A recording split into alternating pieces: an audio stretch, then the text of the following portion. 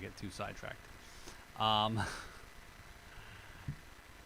and I had posted a job for a bartender position, for the podcast to help like make drinks whenever we got guests or live or anything like that. Yeah. And I actually had people actually uh,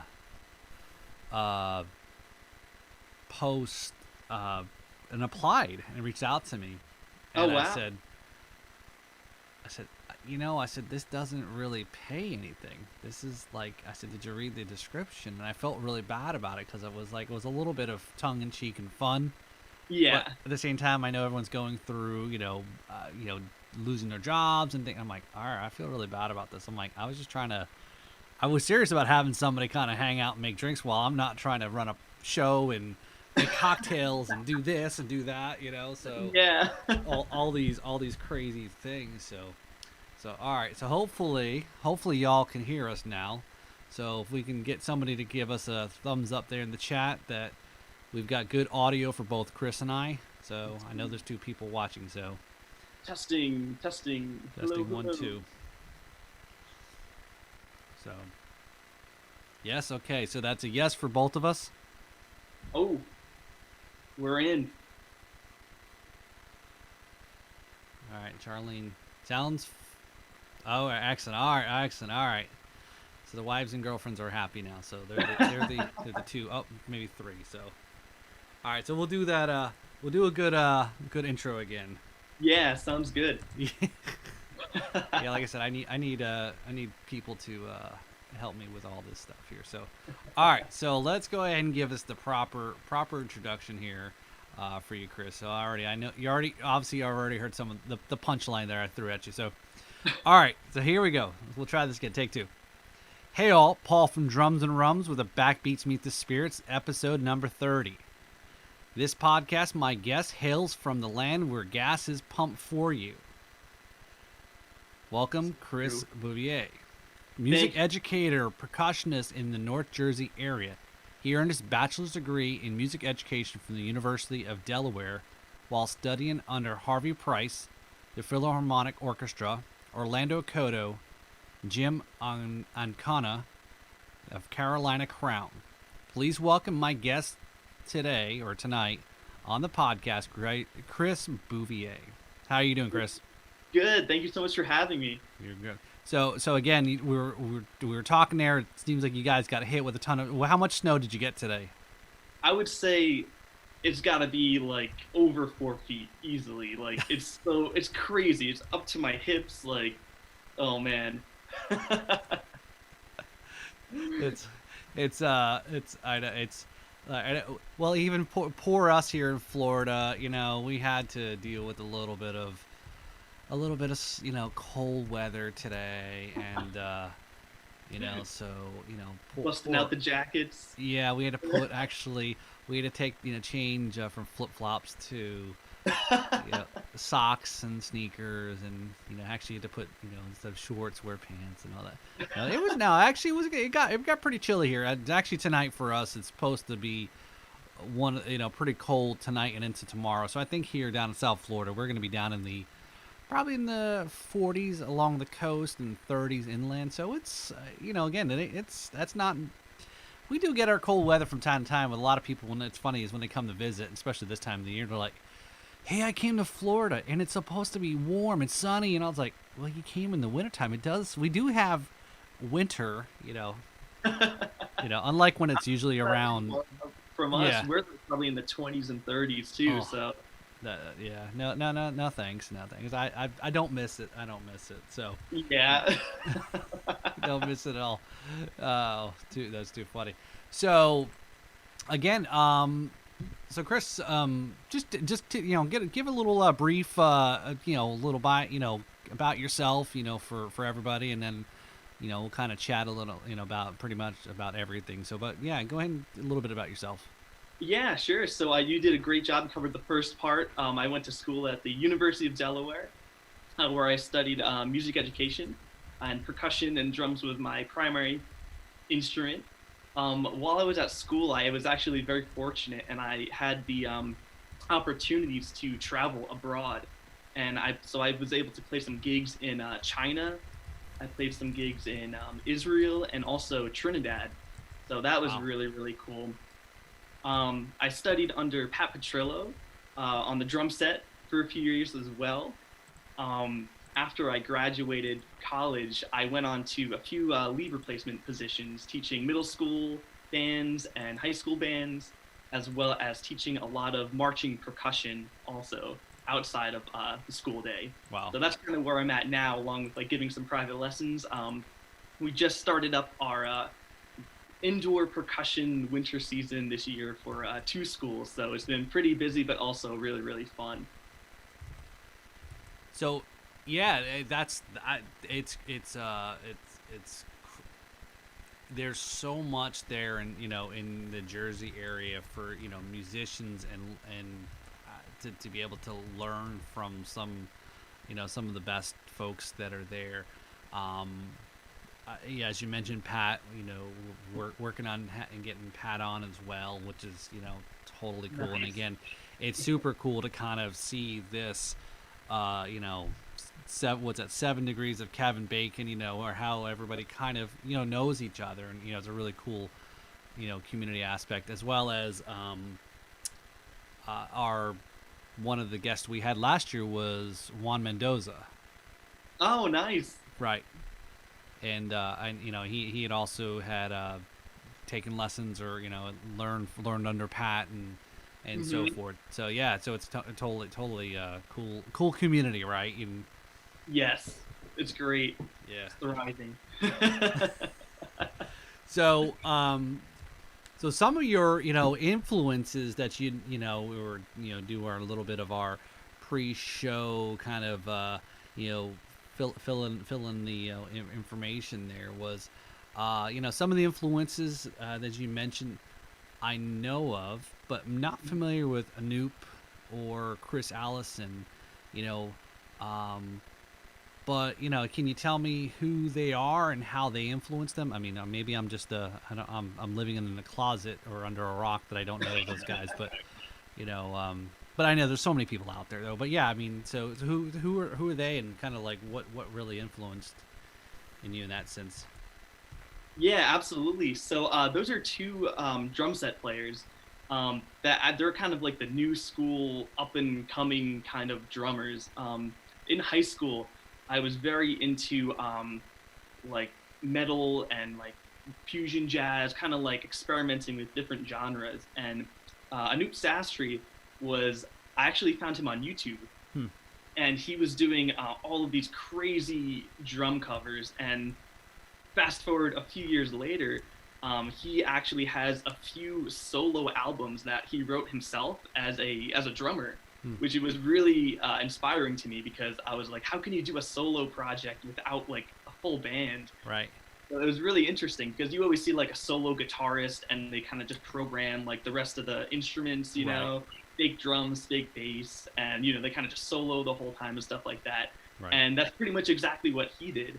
And he kind of did the opposite. He played like all the drums were real on the record, and everything else was kind of programmed, and he spent time like writing it and stuff like that. So it was really interesting to see.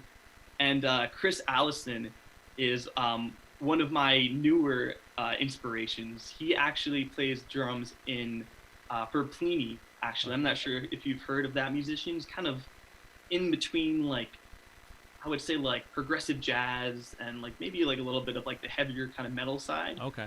Like no vocals, all like a solo guitar kind of album. But he's really cool. The songs that he plays and the grooves that he lays down are super complex. So it's so like I love it. It's very Cool. cool to watch and learn. The joys for the drummers out there, that where usually, yeah, you if you're play guitar and you can sing somewhat, you pretty much have probably a little bit more steady gig or opportunities than like, hey, I play drums. And there's not a whole lot of, and I've talked about this before, not a whole lot of one man band drum gigs, right? So Exactly. I've had a one man band friend of mine on the show, and he plays guitar. he sings, but yet he's using his feet to play a lot of percussion. Like whether it's electronic triggers or something, but he's doing all the drum parts with his feet. Pedals to hit the ride or pedal to hit the snare. So it's kind of there, right? So Brad's kind of doing it, but I'm like, you know what? I've got to figure out how I can get these solo gigs where I'm just, again, I can't sing very well, but playing just drums, and whether it's a sampling pad or something, right? There's something to it. So that's so you talk about like a solo album there. Have you checked out the Morgan Rose had done a solo album as well from Seven Dust? Oh yeah. That's So, very cool. Yeah. Yeah, but I think he's also got some more, right. His project, but yet kind of his influences and brought musicians and a little bit different, as you mentioned, probably than what Anoop had done. So there was another name that was on the on your wrote down, which I thought was totally cool, right? The one name that I listed on there is you listed your dad, right? So. I don't know. I know, and again, I don't want to. He's obviously, I'm right. Know him as well, and your family, and he, obviously play music, and he's played through, and the influence, and sure, music instruments amongst throughout the house, and right. And again, if you're a musician, I'm sure you're not going to definitely frown upon drums, because drums are going to make noise, right? So yeah, I mean, so how it's growing up, with that, the influences in your house and your family that kind of got you to where you're at today. Yeah, so it pretty much started when I was very, very young. My dad used to play in like a cover band, and they would like get gigs at like local bars and stuff like that. And I think they would probably rehearse like once a week, but the drum set and I think like some of the other instruments were just always set up like in the basement. I remember that. And whenever like the guys would come over to like rehearse or learn a new song, like at the end of the rehearsals, I was told, I don't really remember it very vividly, but I was told like I would always try to like play along to the songs as they were learning them. And eventually like something must have like stuck where I like, brought down pots and pans and like started to figure out the rhythms. And then sooner or later, my dad just picked me up, put me on the set, and then it just kind of snowballed all from there. So. So do you get a chance to, obviously growing up through that and his band, and obviously you guys are there together, is I guess jam or do music, growing up, or do you still do that today? Do you? We do like a little bit, not as much obviously because like work and everything like that and right. schedules. But actually this Christmas I got a nice little fun cajon. It's I forget what it's called. It's pretty much like a cajon drum, but it's like squished, so it's very portable. Okay. But it still makes the same exact sound. And so we were kind of messing around with that. He brought down his acoustic guitar. We were jamming. Cool. Also, we learned like a fun little song on the melodica, which is also a really fun little instrument to throw in there. So that was a good time. That's cool to get a chance to. I don't know, Chris, if you have the same problem that I have is typically whenever people come over to my house and there's drums that are set up like right in the middle of the living room there, and everyone feels like it's an open invitation to play, and it's like, oh yeah. And again, that's another thing I've talked about the podcast is, why is it that when somebody goes, they're more reluctant to want to go grab somebody's guitar if they see it hanging on the wall, hanging on the stand, and it's like, but yeah, drums are like, go ahead, come on, now we told good question. Yeah, now we totally understand what's going, what the whole scene is in Step Brothers about, right? It's not touching the drums. Oh, it seems so funny. I think probably most people probably don't really get to see a drum set up, because I think for that exact reason, because right. They're so kind of rare to come across by. Like everyone's seen one and they know what they are, but I guess it's almost like a zoo, like being like that close to like something foreign. They're like, ooh, like, let me try it. Right, yeah. maybe they figured that it's you know, of all the instruments, it's probably the easiest to make some sort of sound out of it that isn't, you know, I don't know, Absolutely. strumming a guitar and so forth. So it's kind of funny in that aspect. Um, so you had mentioned, you know, growing up through school and obviously being very influenced with music and getting into in high school there. You played all throughout. When did you make? So I guess did you start kind of on the kit and then transition to over to percussion, or what was that? What was that transition like going from? Uh, I guess just going through, you know, in your younger years, I guess. Yeah, so I definitely started on drum set, and I knew like I really enjoyed it, and it was something I was kind of like pretty decent at a young age. And I joined the school band program. I actually started out in the trumpet because we had too many percussionists in the program. So I started my first year playing trumpet, and then kind of went through the program on percussion, and just kind of having that little bit of background in drum set and kind of having that different like limb independence. It wasn't too difficult, so I was able to kind of really work on some of like the harder material at a younger age. Mm.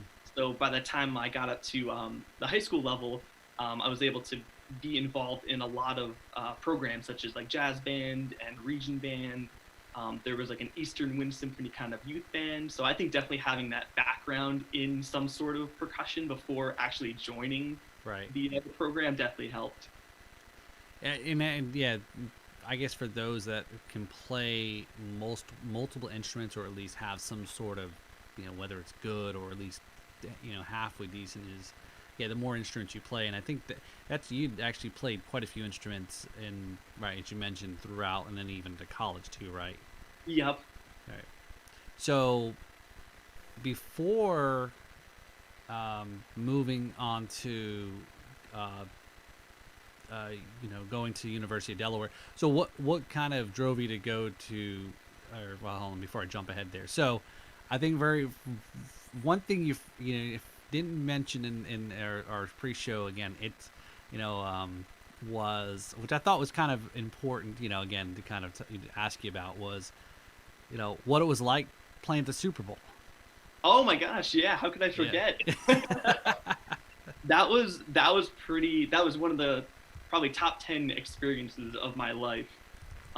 That was crazy, you know, to say the least. It was obviously very cold, and we had about, I would say maybe like 3 weeks to kind of put it together. Wow. And when we were first told about having the marching band play in the Super Bowl, it had to be very like secretive because we would get fined probably like thousands of dollars if like we leaked any information about who was performing and what music and all of that. So we knew way ahead of time, which is pretty cool. And we were sent these uniforms that were all black, and they were lined with some sort of fur just to kind of like keep us warm. So it was kind of like a Oh, marching uniform, but okay. it was more like a snuggie.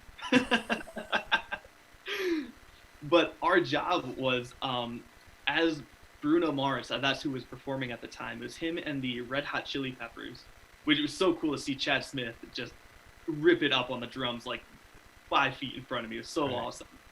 Um, so so being in the marching band, we had to move to different like dots. They kind of wanted us to hold these light panels and do like an aerial shot. And because we were so good at uh, doing coordinates from like a little sheet, that we would be able to learn it really quickly. And by the time we all put it together, we would be making different like visuals and different pictures with these LED light panels from the sky. So that was really cool to watch happen. That's so that was Super Bowl 2012, right? Yes, I believe And so. there, and that was at the MetLife, right? Yeah. MetLife Stadium, right? So yeah, you can tell. I think that when they announced that their Super Bowl was going to be at, I guess, and I will still always call it Giant Stadium, but I know it's MetLife Stadium now. Is like there is a Super Bowl that's not in a warm weather or a dome, right? And yeah, that's got it. So now that's again, that's like you said, top one of your top 10, and obviously you still have so much more others to add to that list, that it's a totally cool experience. I mean, I'm sure a lot of painstaking time and effort and lots of, like you said, a lot of practicing, but the end result is one of those that you forgot about all the pain and all that suffering. Oh yeah, Right, but it the was worth all right, it. yeah, all right. I'm that's going on my res. I played at the Super Bowl in my marching band and all that stuff. That's super cool. Yeah, it was crazy. It was also interesting to see how the bands and the performing acts rehearsed too, because even though like we were there, sometimes like the band they would have like audio issues and like something would malfunction, and just kind of watching the crew, come and like fix things like that. It was really interesting to see that everything was pre-recorded, Mm. which is so crazy. That was like the first like realization. I was like, what? Like none of the sound that you hear on the TV is actually coming from the band. Right. Like they are completely faking it, like 100%. Like it was so funny because every time like the band would like quote unquote mess up, like the music would still be playing. Just like the watching like the visual and like syncing it up with the audio, it's just like brain explosion. This is one of my best performances ever. I didn't mess up at all. Exactly. That's like I said. That's a crazy experience there too. So, a couple folks there chiming in on the chat. Let's see. We'll jump there. I guess Mike Sang. He said he was there too. Yes. All Oh right. my God. Yeah. My good friend Mike. Yup. We had, I think, like our high school wasn't the only ones performing. I think it was about like three or four, just to kind of cover the area of the whole field. Right. Yup. My good friend Michael Park was also doing that as well. Very cool. So, I got a question here. What's your favorite percussion instrument to play outside of the drums? Ooh, that's a good question. I think somebody must have been looking at my show notes there. So, but I'll check Let's that see. one off my list. Favorite percussion outside of drum set? Yeah. Hmm. I would say the marimba. Okay. Yeah. Yeah. And we're definitely going to talk about that for sure, because I know you got some stuff hanging up on. Yeah. For Yes. those that don't, for those that don't know what that is, it's not a sled. It's not Chris's sled. He was using it, today or this week. So, but yeah, we're definitely gonna get into that. So that's a good one there. And I got a funny story about that. And I'll share in a second about the marimba. Rock's band fan. What was your favorite gig performance? Oh, favorite gig? Oh, okay, so hands down, oh no, wait, no. There's a bunch. There's a bunch. Obviously, performing in China and Trinidad and Israel, those are like honestly like that's hard to beat. So I would have to group all three of those into like a one clump, along with one additional one. And this is gonna sound really funny, but I was in a cover band in middle school, and it was like five of my like best friends, and even my good friend Joey, like he didn't know how to play an instrument, but he like learned how to play the bass guitar like just for this. But we were in a cover band and we had like a few like funny little like gigs, like oh my like backyard or something, like we invited like a few people over. But fast forward and we were asked to play at the middle school dance, and like there were mosh pits going on. There was crowd surfing. Like the teachers had to come in and like break it up. That was also I'm also gonna group that one in that clump as well, because that was like unforgettable. It was so funny. You were right. You were probably like famous in middle school, right? Because you're right. You played the dance, and of course. I felt like a rock star. It was so funny. Yeah, I won't ask you any questions. I know you're because again you were at that time underage, and I know your girlfriend's watching, so I'll behave. I won't put you on the hot seat. I think we got another question here from Mike. It was, what's your dream performance venue? Oh, okay, that's a good one. Ooh, that's also a really good question. I would say Actually, I was just talking about this with my girlfriend. Probably performing at PASIC. Okay.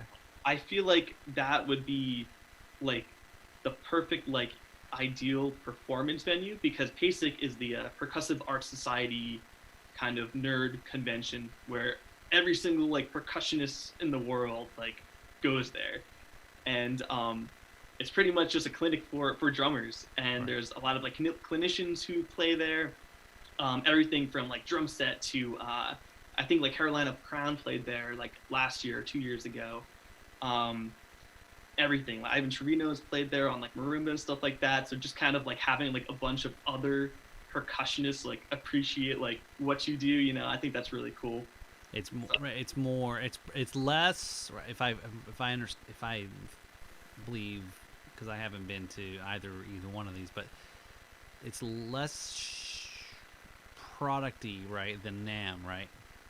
And yes, then yeah, right, a little bit. Yeah, I think it's a little bit more on the clinician kind of side. right, okay, Yep, I would say that. And then also, it's always been a dream of mine to play at Warp Tour. oh, okay, It was like a fun little tour. Like there were so many drummers who influenced me from those kinds of bands, especially on the drum set. But unfortunately, that festival is no longer. right, yeah. And it was a Yeah. lot of things have been gone by the wayside or had to wait around there. So, so the so you mentioned you graduated from the University of Delaware, and so for those that didn't go to college for music, what is it like pursuing a music degree? It's definitely very time consuming. Hmm. Um, you got to put a lot of hours in, especially when it comes to practicing, just to kind of not fall behind, especially with a lot of your other classes too. Um, there are so many different aspects to music that you have to kind of focus on, especially if you're going for education.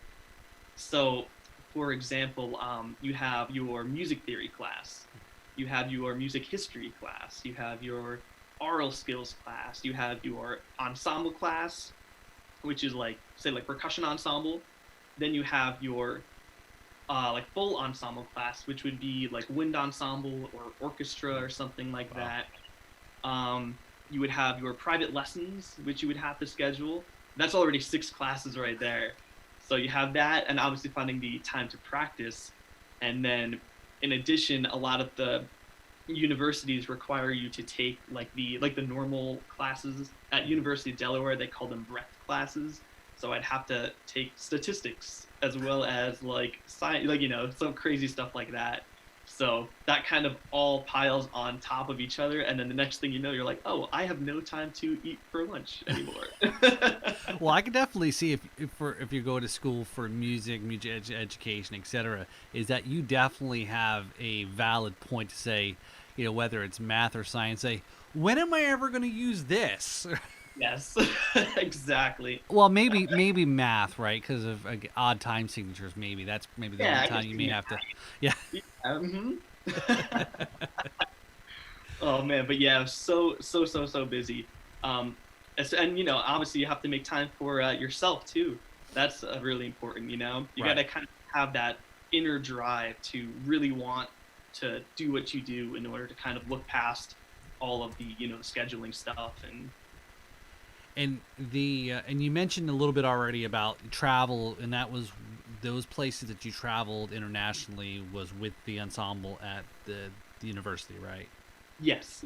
Now, was that just a traveling out for like a goodwill? Is it competition or It was audition based. okay? So University of Delaware, they're known for kind of providing all these opportunities to travel abroad and study like linguistics in Taiwan for like 7 years or something like that. But occasionally, like every few years or so, the music department kind of plans a big trip, and usually those trips are reserved for the highest level, like wind ensemble or the orchestra. So basically, you have to audition and be good enough to get into those groups first before you audition into like the traveling kind of Mm, group. okay. And how and so traveling, so when you traveled in, abroad, then that was more for just kind of a get out and perform, or invited to perform someplace, right? Yes. Hmm. Yeah. So yeah, that's yeah.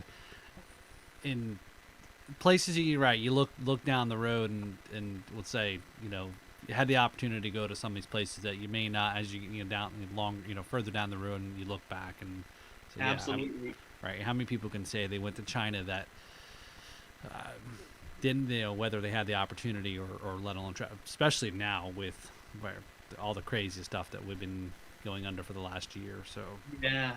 I'm yeah. glad I snuck in there while I could, you know? So um, so that was, so you finished school there, right? And you wrapped up, and you now teach at a few schools in North Jersey. Yep. So this is kind of, I think most people kind of would find this, an interesting, how you're making it through life, and your school, your train, all these other experience at such a young age. But you know you have, and again, to maybe some of the schools that you teach at, there's an age thing, but for lack of, for what it is, right, or what it's worth, you're young, you're a young guy, right? You're in your mid 20s, and do you feel like you get the respect from, people that you're teaching or instructing that would maybe be older than you, or maybe not that much younger than you, right? you know how, I mean, again, to be able to have some of those positions that you hold, in at the schools.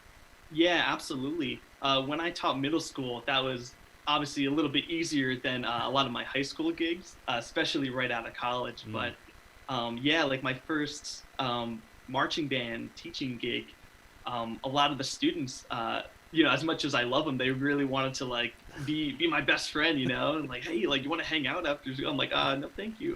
That's a little weird. Can you buy me beer? Yeah, right. So yeah, so that was definitely a little bit of a challenge when it comes to teaching and Right. just trying to kind of stay on, on track. But I think it's kind of important as an educator to kind of set that bar right from the very beginning. Right. And obviously, I was fortunate enough to have coworkers who also helped me along with that. That's great. Yeah, Yeah, that's a yeah.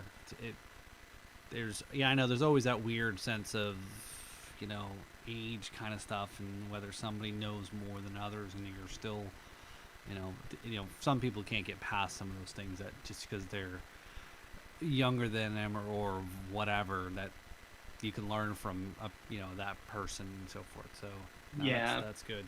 And That was again, so kind of one of the yeah, go ahead. Oh, I was saying that was kind of one of the reasons I created my music Instagram too. I kind of it was like for like a few reasons. I kind of wanted like a personal journal of all like kind of the accomplishments I've been like doing and stuff like that. But also because right out of college, some of the kids started to do their research on their iPhones and stuff and try to find me on social media. So I think by kind of having that little Right. So yeah as we were talking about the, the joys of technology and some of the challenges. Um, so again, the website is, go ahead. It's just your name, right? yeah .com. chrisbouviermusic.com. Oh, perfect. Yup. That was really really fun to kind of build. I've always been into kind of like the techie side of things, probably since high school, especially when I started to kind of get into recording, like audio engineering, trying to record my drums way back then. So kind of technology has always kind of fascinated me.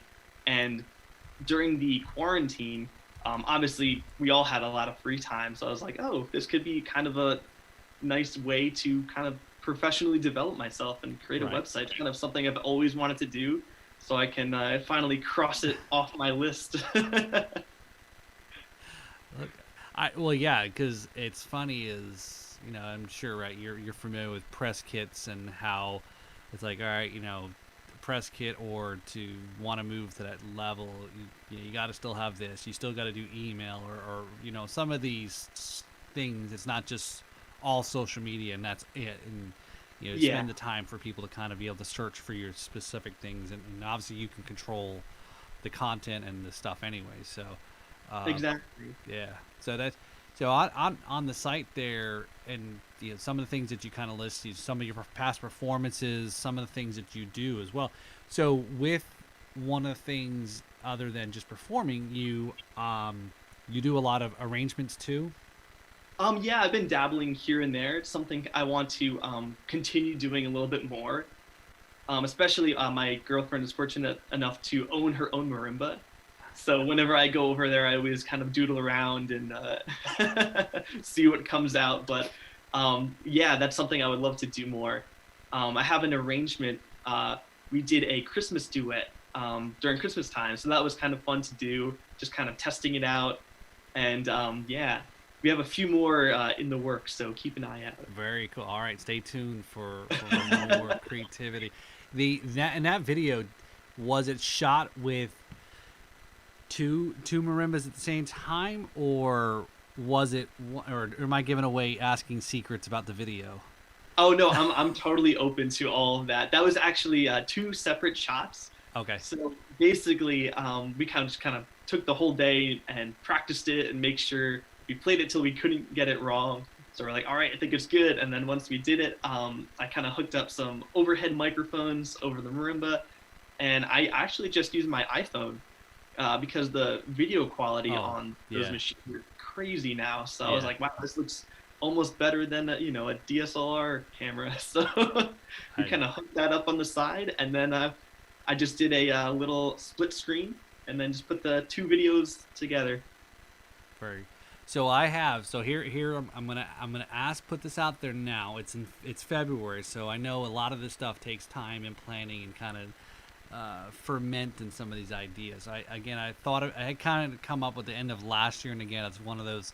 I have to calm my like my ADHD, I guess, when I have an idea and I want to like, yeah, let's go, and it's like, no, hold on, let's you got to kind of reel it back into, so it's not just like go run with it. But yes, I thought about this the other day. I says I want to talk with you about an idea I had about like and I don't know if it's been done before, but at Christmas time, like one of those, how everyone's doing those videos and they're stitching performances together. Yeah. Everyone's doing their live streams and they're trying to stitch all that. Is so want to do. So let's talk about this later. Is like a little drummer boy Christmas song where there's different people playing different parts throughout the video. Oh yeah. Right. That would be So very cool. yeah. So yeah, we could kind of shelve that one by the end. So hopefully, at the end of the year when we look back and say, here's what we talked about, and it actually happened. So more to come on that. So everyone who's tuned in on the live stream tonight, you just heard some, exclusive news there, and or listening on the podcast later there about some upcoming things. So we gotta plan this one out there. So That would be very fun. yeah, so I got another question here for you, Chris, is from Roxband Fan. If you could play with any recording artist performer, who would it be? Ooh. I would say Cleany. He with like Chris Allison, kind of like taking his place. I think that would be probably my top like performer who I would want to play with. Cool. I really love his music. It's very cool. The yeah, it is right. They're right. So many people that it's if right. I'm sure Too it's many. hard. I would pick 20. Right. So Yeah. here. Yeah. One Yeah. from each genre. When. Yeah. Yeah. It's like to be able to play with this person or right who's Yeah. at this level and so forth. I think Um, fun fact though, mhm. like technically I kind of did it already, not in person, but in I think it was 2017. He was coming out with a new music video, and he wrote a new song specifically for this, and pretty much all of the proceeds were going to, I think it was like Haiti or something like that, or some other kind of organization. So he got his fans involved for his music video, and basically he was asking people to sing the melody to the new song that he was writing. And I actually, my other friend Chris and I, we got featured in his music video for like a good like 2 seconds singing in his song. So that was pretty fun. Hey, you gotta take it, right? Yeah, I'll take, you know what, that counts. I'll check it off, you know? Exactly. Oh, the so you're in some of your videos that you're playing, or the kit that you play on the drum set is SJC. So is there what's your relationship with them, or do you have anything kind of like an endorsement or something to that effect? No, not officially. I just really like the sound of their drums, especially for a lot of the styles that I like to like play in my spare time. They have like especially the rack tom on the set that I have. It's like, to me, it's the perfect depth, right. you know, so you can position it correctly without it being too like angled or anything like that. So. And I know that's always the you know where preferences of folks have about right mounted on the drum, the bass drum, or on a rack, or something like that there. Yeah. So all right, so I got another question here. This is a good one here from Charlene. What is the one major thing you want to accomplish in the next year/5 years? Ooh. That's a tough one. You want to come back to that one? You want to phone a friend? I would say there's a few different things. I would say having one of the indoor percussion groups that I'm teaching, I would like to see them do really well in like a competition. So that's always a goal, is just cool. to kind of like watch the students that I'm teaching achieve something really awesome. You know, I'm don't worry about me. I've done too many things. Like let them have a shot now. You know. No. So just kind of watching them. I was also talking to my good friend who's a composer about maybe getting a piece up on JW Pepper, which is where classical percussionists and musicians go to purchase music. So that would be cool to get one of my own compositions up on that website. So that would be pretty interesting as well. Yeah, that's so. It's, you know, again, anything is, and you know, you've done so much so far, and obviously you've gotten to where you're at as being very much focused on what your goals are and so forth. So I'm sure this will be very easily attainable. And the are you familiar? You know, you talk about doing some of those you know, pieces with like things like air gigs, or where, you know, people are looking for drummers or percussionists or musicians in general, where, you know, it's like rent a musician, I guess, you know, lack of a better term. So okay. Yeah, absolutely, that could always be fun. I'm always down for anything like that. Yeah. And I'm so, you know, and I only learned about it last year. I went end of 2019. I went to Jim Riley's drum dojo. I think the shirt's a little more snugger than I had when I got it. But yeah, I learned about, you know, he does air gigs as well. You know, so here's a professional drummer, touring musician, you know, kind of keeping all these irons in the fire. And so if you're a musician and you want a drummer, Jim Riley from Rascal Flatts is out there for, I don't know, whatever it is, $100 an hour or whatever to record or play your parts. It's like, you know, it's a good way for folks to make a little bit of money too, here and there. Absolutely. Yeah. I think Fiverr, if you've heard of that website, yep. Musicians on there are kind of doing the same kind of thing too. Like, but you don't know what you're gonna get. It's kind of like a gamble, because you don't really know the person. Right. And like their portfolio is probably pretty short on like that website. So you kind of spend $20 and see what you get for your track. You know? I think there was that Steven? Steven Taylor. Do I have the right name? Am I saying it right? He's on that name sounds familiar. I think he's one of like a YouTube. He's an online drummer.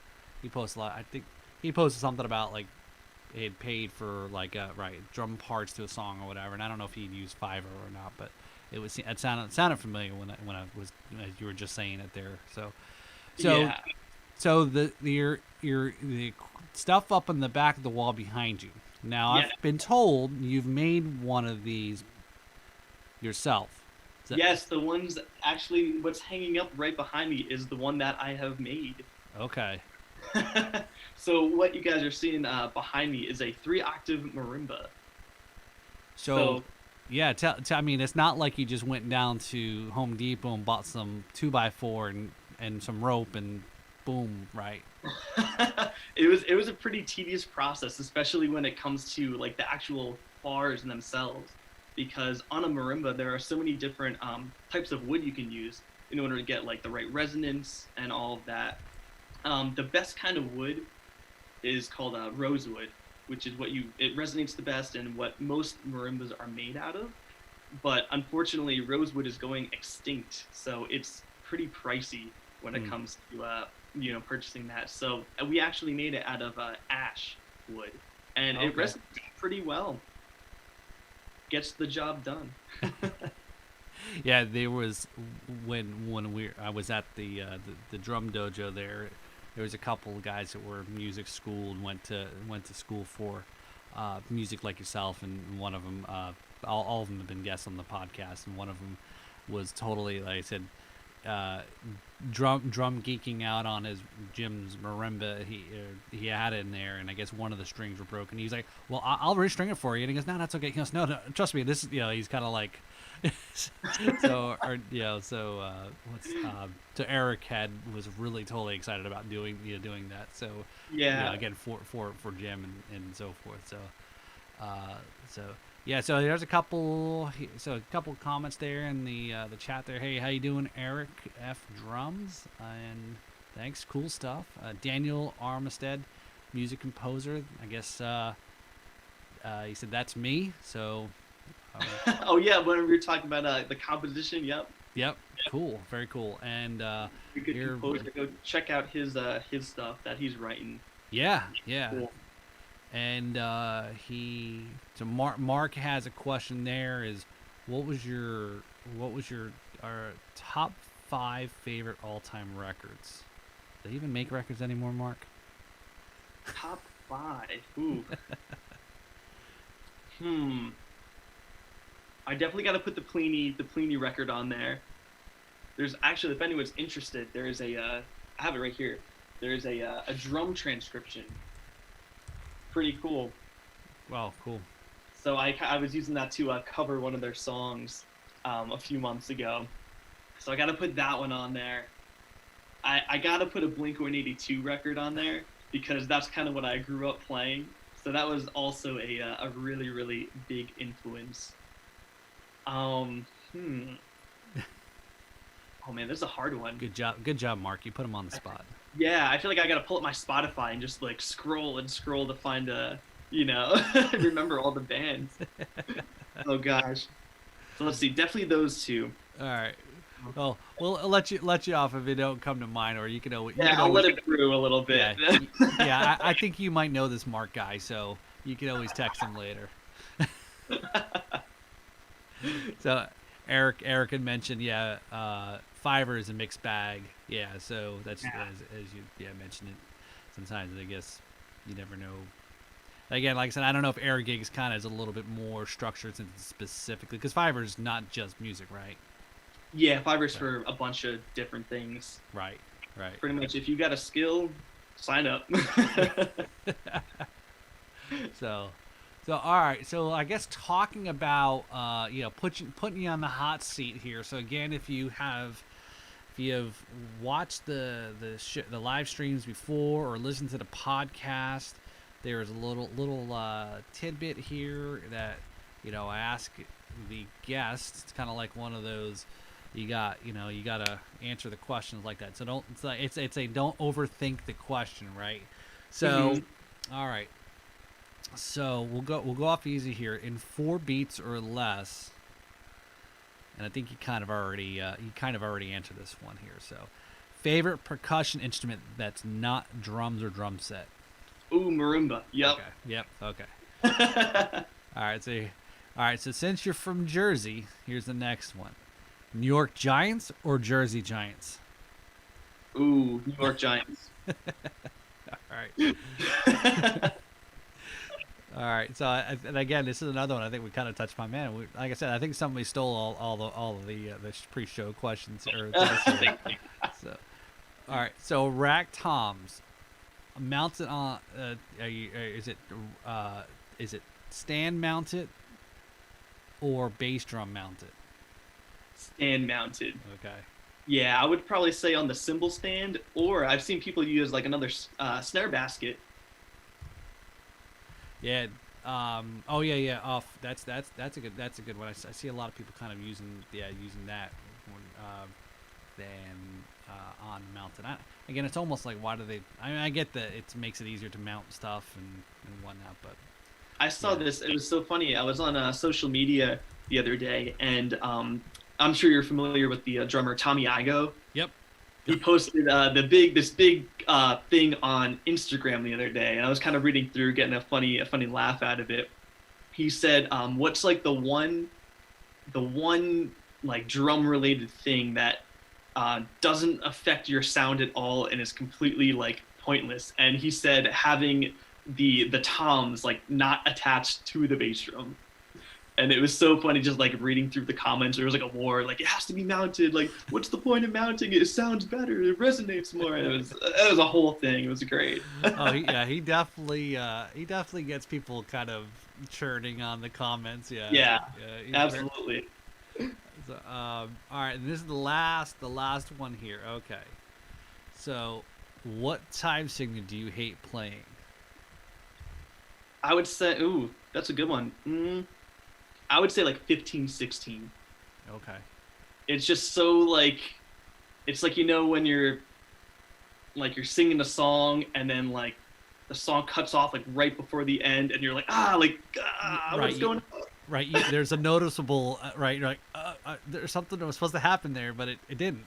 Yeah. I don't know. It depends on the context, because if it's in like a classical setting, like it could sound really cool depending on like what's going on and stuff like that. But if you're playing like a drum groove, and I don't know, to me it doesn't sound as musical as it could be. It just kind of sounds like it's skipping a beat. It's not really. I feel like, I don't know. They didn't have to do that. Right.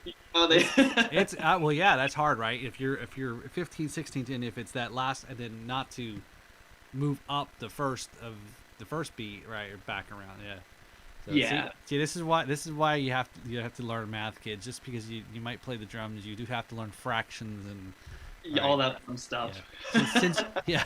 Since times are tough, as they say, right?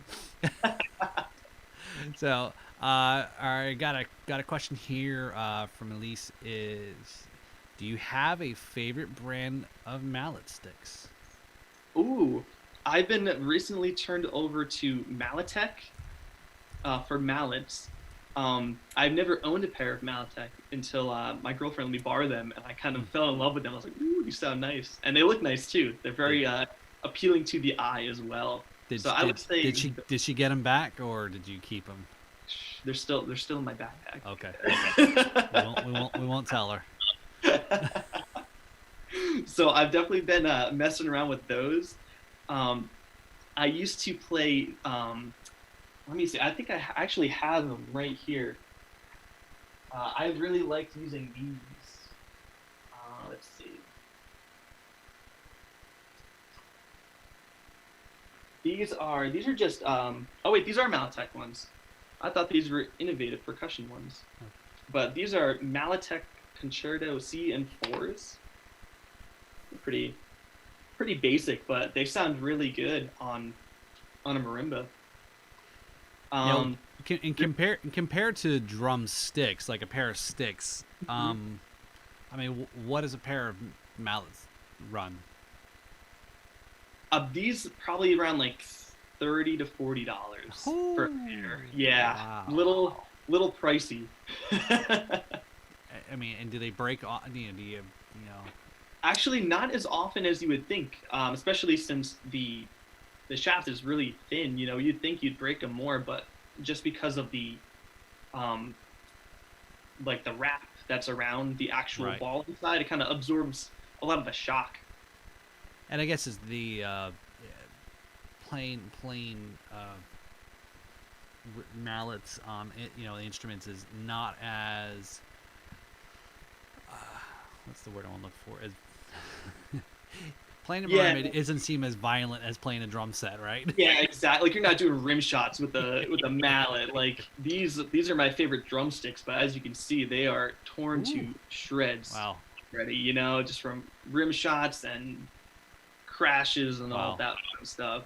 This would probably be my favorite type of stick, though. The 5B barrel sticks for drum set. Oh, that's a chunky stick, yeah. I love these. Actually, I found a bunch at Guitar Center. I don't know if anyone knows this, but at some guitar centers they have like these bags of they're all unmatched. So like the pitch in the actual stick, like they're all kind of completely different. But they're ones that didn't make it out of the factory to be put on the shelves. They're kind of like the junk sticks. But here is literally a 5B barrel drumstick, just without the label on it. Huh. And I bought a sack of them, maybe like 50 pairs for like $20. And like, I'm not sure if you can see in the video, but this is literally the same exact Vic Firth stick, just kind of thrown in a bag. Like same length, same height, same tip. The tip, yeah. Fun fact, I've been using these to practice a lot, just because I won't care if they get ruined or damaged, because they're kind of like good. They're good practice sticks. Right. And then when you're going out to gigs, you just switch it out for the good old Vic Firths. I picked up a pair. There's a company that I was talking with. They're based in the UK, called Collision Drumsticks. Oh yeah, yeah. So they, one of my guests last month has an endorser or artist for them. So I got a pair. I'll do a review here and see. Give my thoughts on it. Yeah, let me know. I've heard some good things about them. Yeah. So definitely, they are interested in coming on the show as well, and they're the owner of the company, CEO of the company. So I was like, hey, love to talk. Yeah, of course. This podcast called Drums and Rums, right? So yeah, let's talk drums here. So yeah, I got a couple more questions there. Right. So Eric said he's in the Tom Stan's camp. So hi Christine, Christine Wathers, if I say that right. Oh yeah, it's a good friend of mine from school. Cool. So she checked in there and says, "Oh, I think you're in trouble there." Elise said that no, he has them. I'll never get them back. So I think you're in the doghouse. So, and Eric was asking, ever get into hybrid kits or even e-drums? So that's a good one. I love hybrid kits. Ever since I saw one, I was like, ooh, that looks so cool. There's especially SJC, they kind of do a lot of that stuff. They've been posting on their Instagram where they make the like the top two parts of the drum like maple, but then there's like a strip in the center that's acrylic.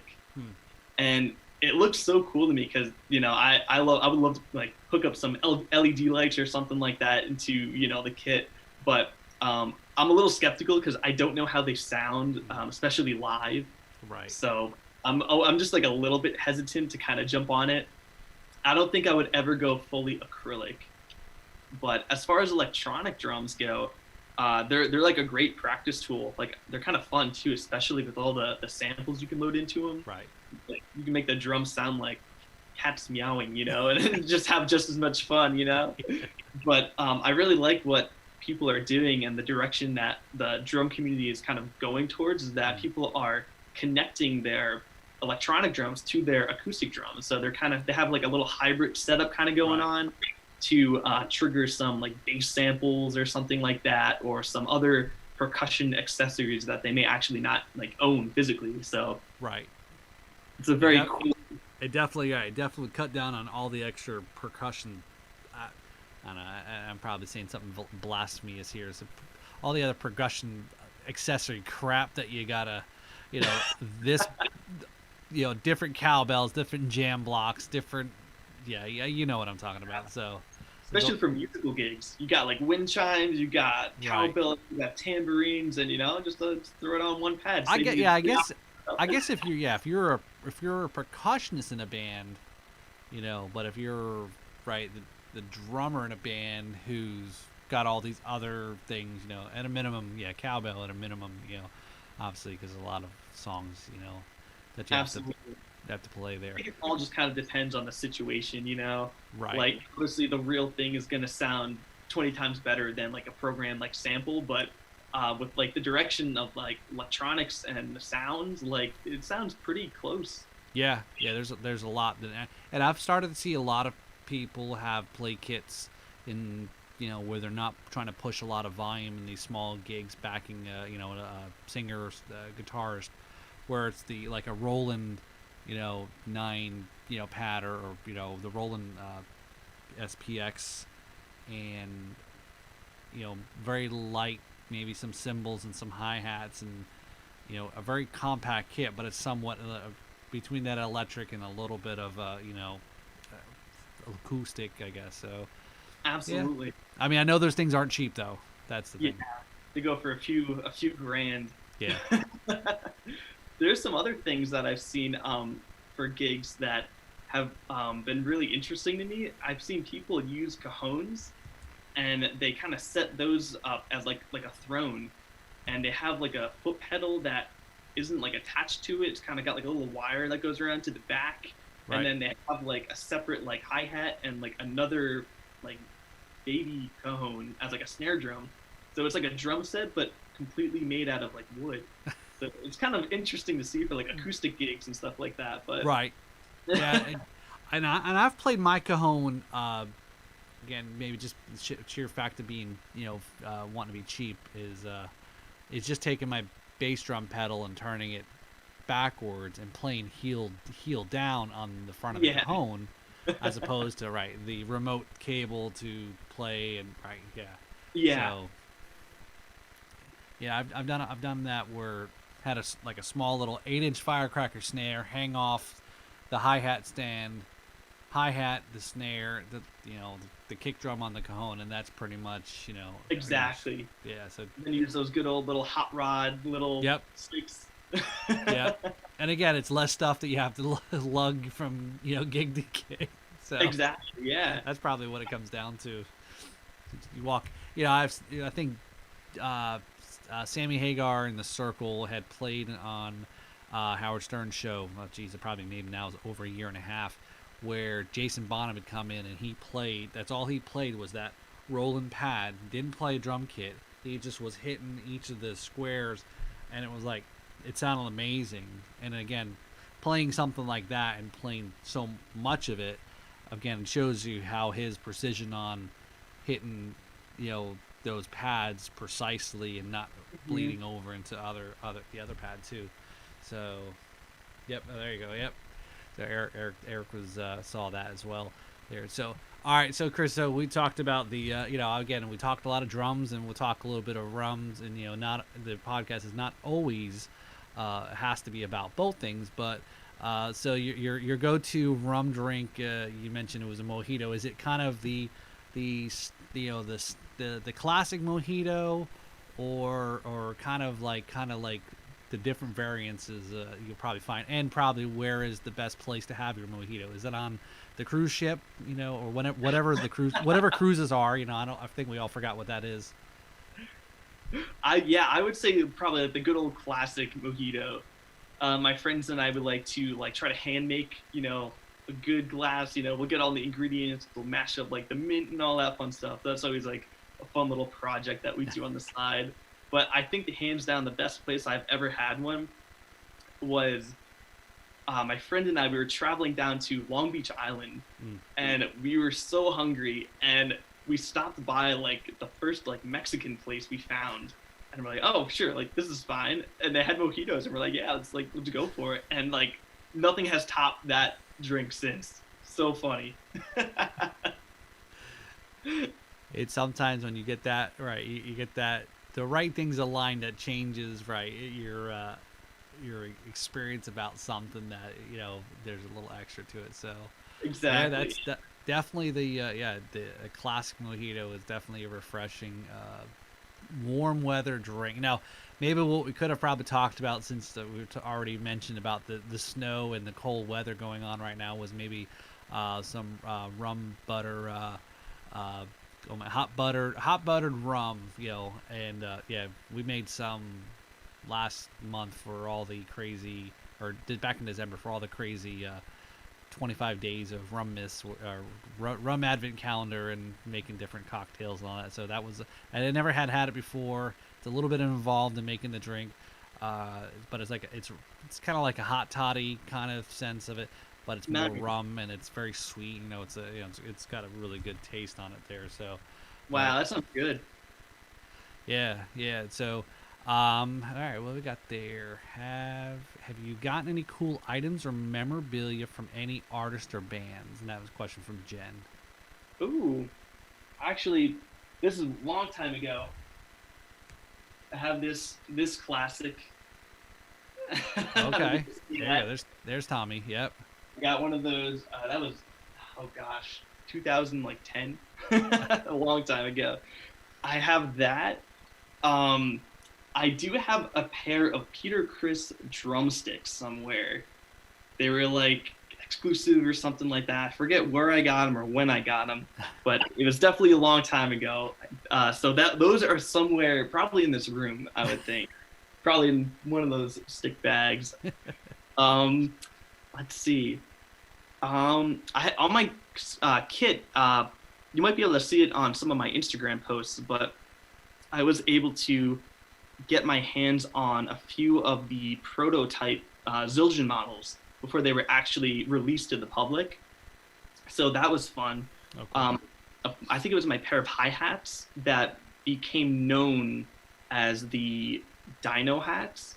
I think that's what they're called, but they're kind of like really like chunky and thick, but it just says prototype on the top, so it's very secretive and mysterious. But yeah, those became known as the Dino hats. And I do have a crash cymbal that is also a prototype that was going to be part of the K Organic Dry series. So one of those crashes, before they kind of tweaked out the rest of the sound, I was able to get one of those as well. So you obviously know, you've got connections or something then, huh?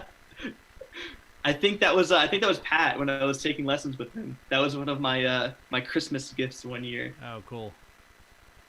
Very cool. So, well, yeah. So let's see. What do we got? Any other? No, I think that's it. So I got a couple there questions there. So, so before we wrap up, Chris, is so, and again, anything go through real quick in your projects, things you want to kind of plug, the websites and all those things. So again, what do you got coming out and for folks to go check out? Yeah, so obviously my website is new and up and running, so go check that out. Obviously I'm going to be updating that throughout the year. I'm hoping to post some resources on my website too for any other music educators, or maybe just specifically non-percussionists too. Mm-hmm.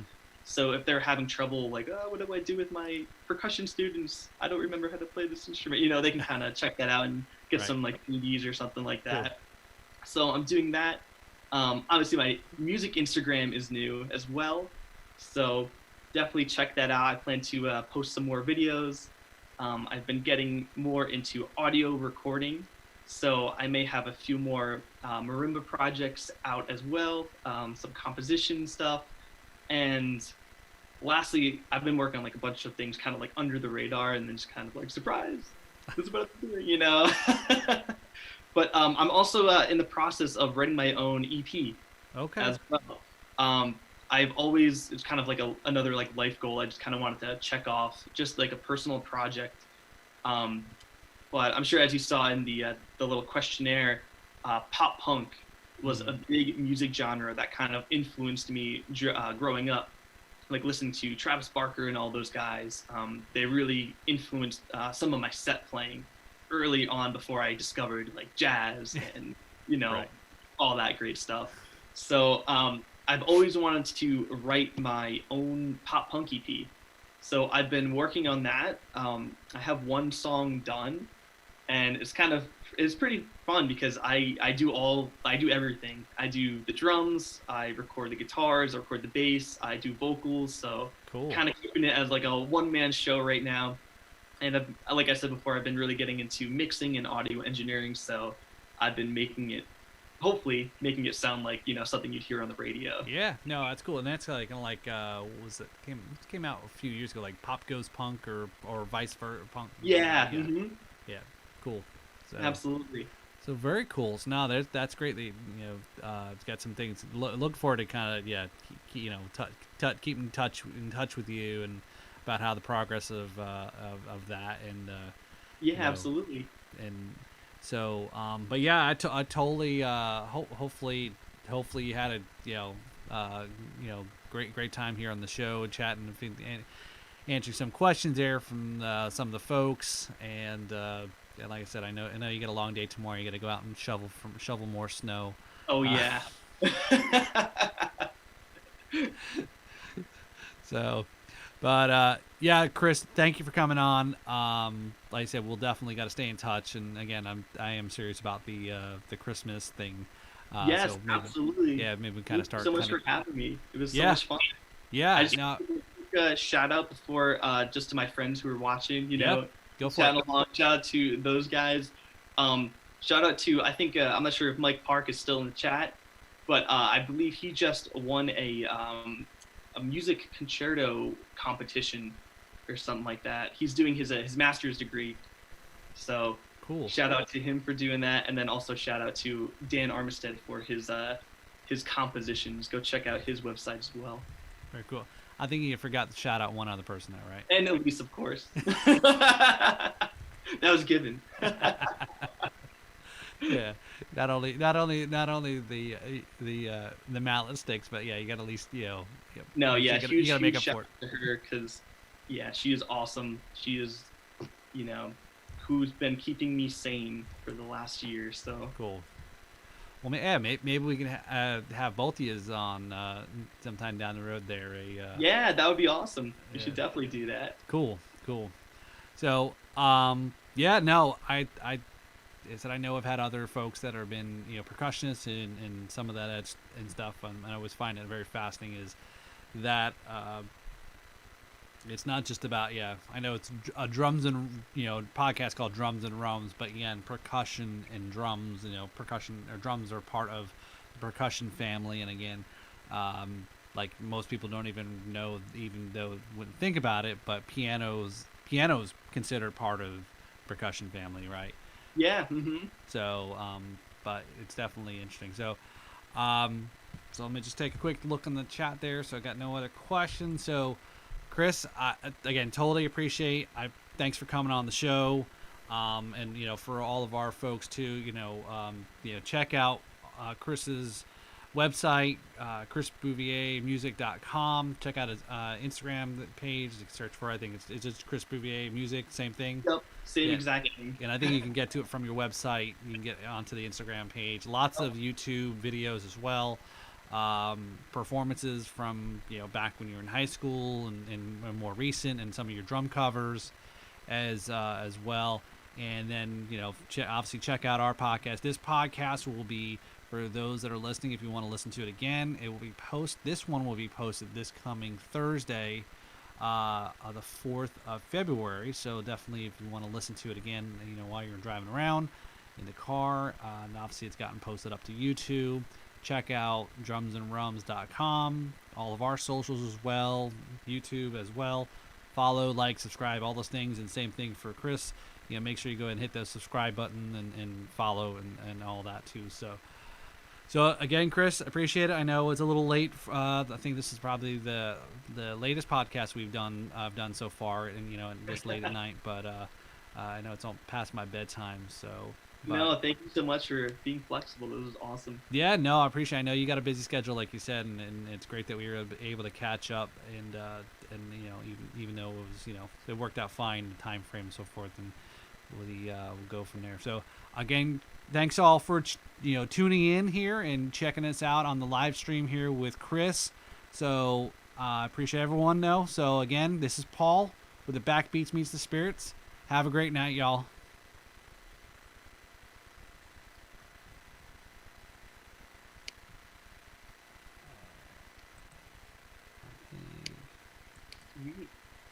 Alright, so I think we may have done stop streaming.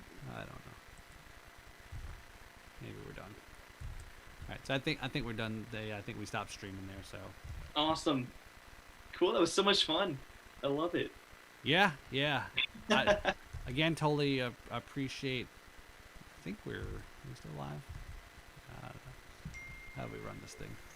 There you go. Maybe we just click the end of stream button. And there you go.